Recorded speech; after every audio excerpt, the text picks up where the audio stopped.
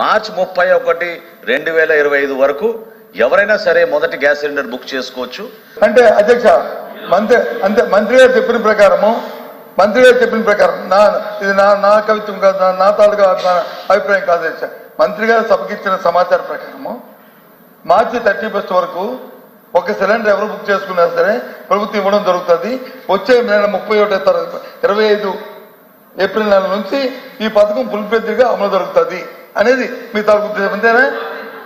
అంతేనా చెప్పండి. అంతేనా కాదని నాకు రెండో సిలిండర్ వస్తుంది రాదు. ఒక సిలిండర్ కానీ అయిపోయి 4 నెలలు అయిపోయిన తర్వాత మరి ఇంక మళ్ళీ ఆర్థిక సంవత్సరం మారితే కానీ రెండో సిలిండర్ రాదనే విషయాన్ని వాళ్ళు క్లారికల్గా చెప్పారు. ఆ విషయాన్ని అది నేను మళ్ళీ ఒకసారి చెప్తున్నాను అధ్యక్ష. అంతే కదా అధ్యక్ష. మార్చి 31, 2025 లోపు ఎవరైనా సరే మన రాష్ట్రంలో వారి మొదటి గ్యాస్ సిలిండర్ ఆ రోజున వాళ్ళు తీసుకోవచ్చు.